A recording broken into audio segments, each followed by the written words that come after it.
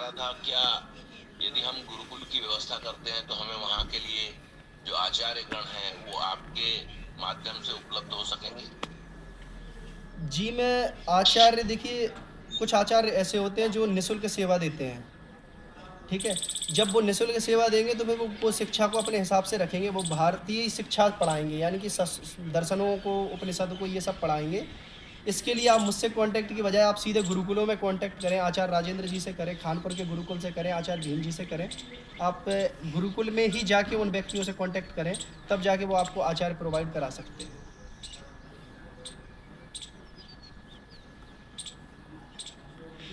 कि हमारे बीच जंगलमैन जी है, दिल्ली से।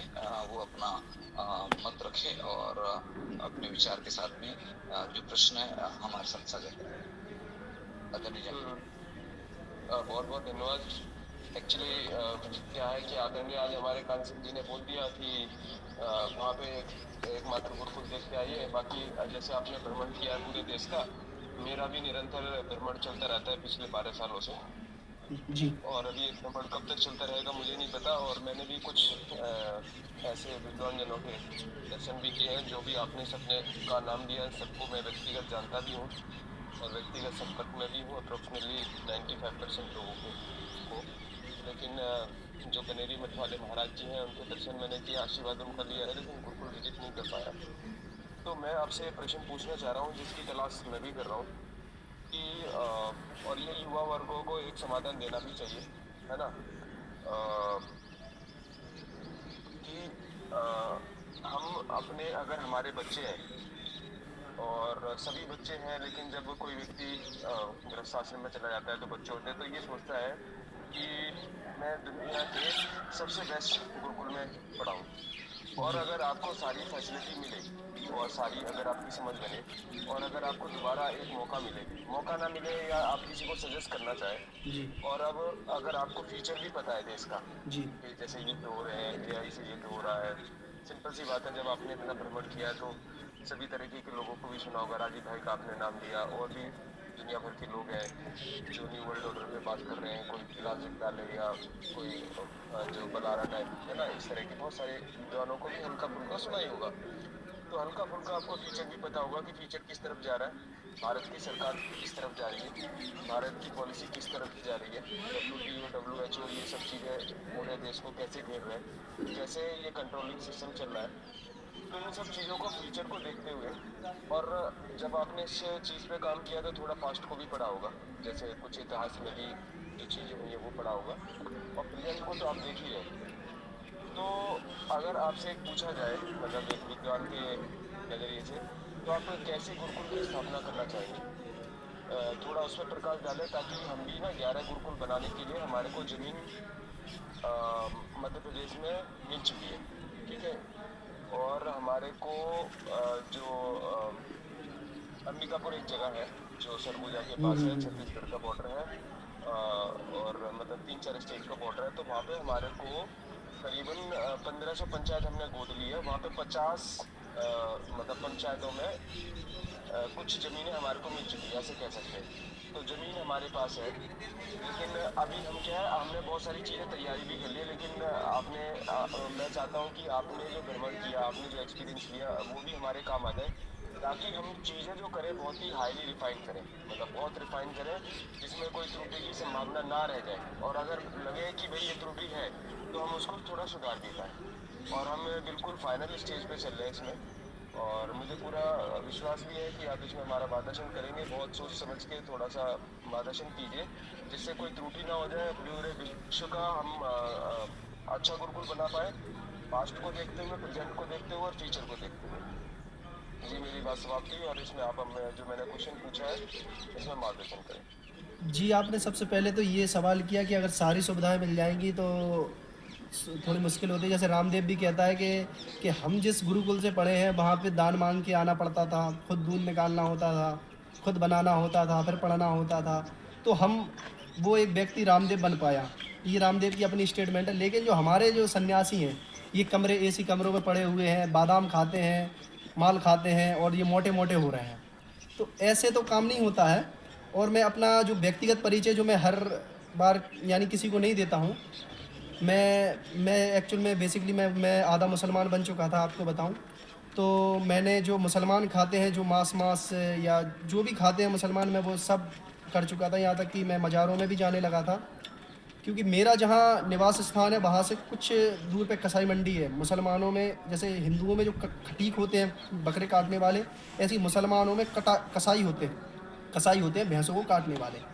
तो मेरी उनसे दोस्ती थी। धीरे धीरे मैं मुसलमान की तरफ अग्रसर होने लगा और मैं उनके रिचुअल्स फॉलो करने लगा था, जिसमें मैं अलाव में जाना या फिर उनकी कैप पहनना, ये सब धीरे धीरे मुझे अंदर से फील होने लगा कि मैं कुछ मांस, जब मैं घर पे, हमारे हिंदू में मांस खाते हैं, तो मांस खाते खाते जब मैं कच्चा मांस खाने लगा, ये कैनाइन जो तीत होते हैं ना, वो मेरे कुछ ज़्यादा ही थे। अगर आप देखेंगे जो मांस खाते हैं उनके कुछ ज़्यादा बड़े होते हैं, जो मांस नहीं खाते हैं उनके ये थोड़े फ्लैट होते हैं।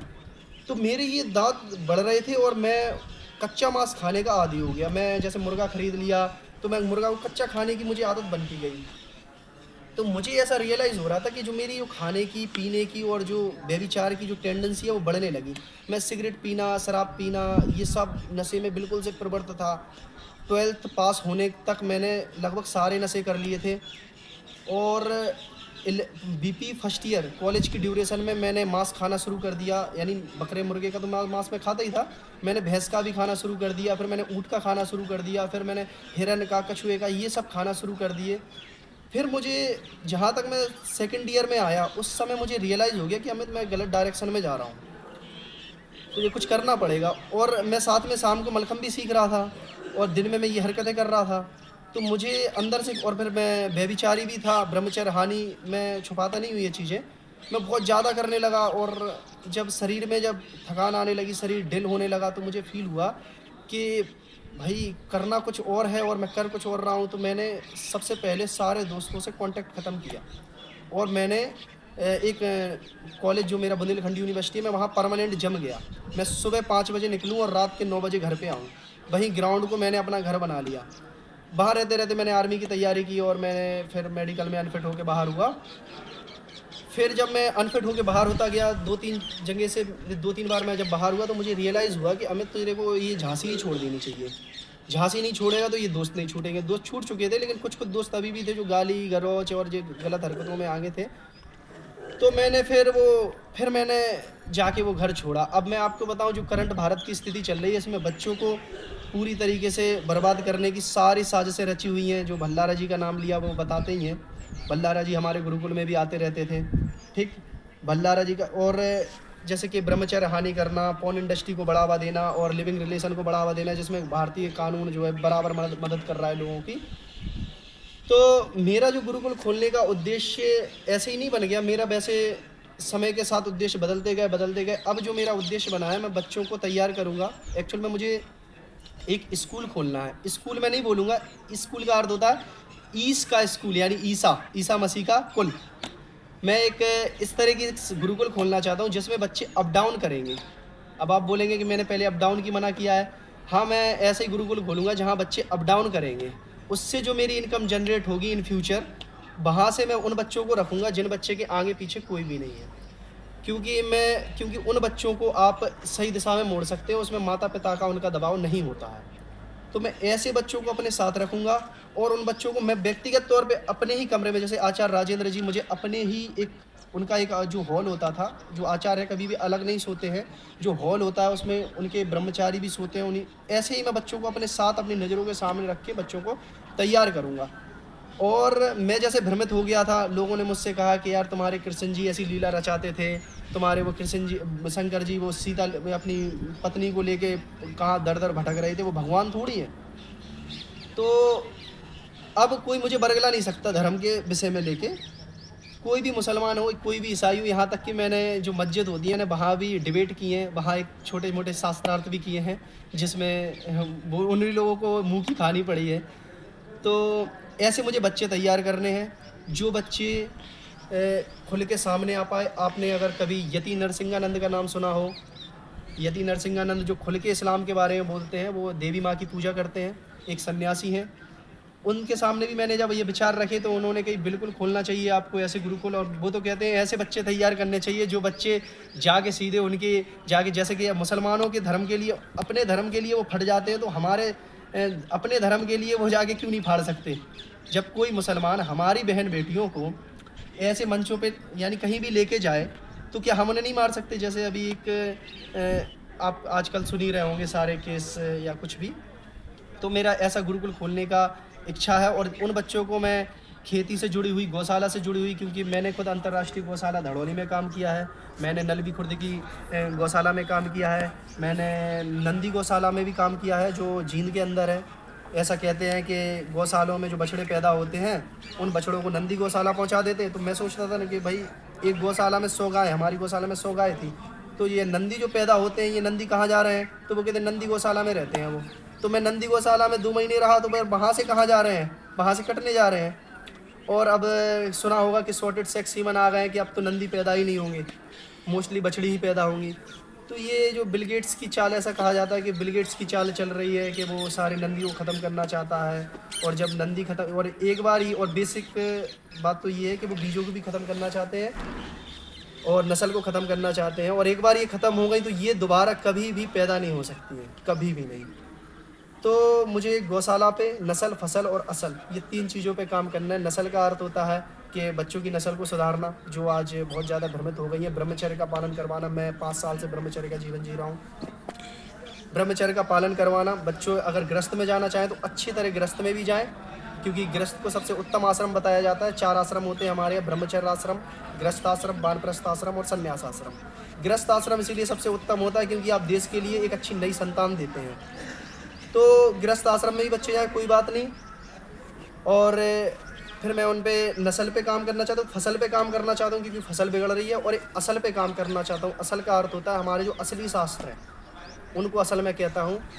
असली जो शास्त्र है, क्योंकि हमारे अगर आप रामायण भी देखें तो 18-19 प्रकार की रामायण भारत के अंदर सर्कुलेट कर रही है।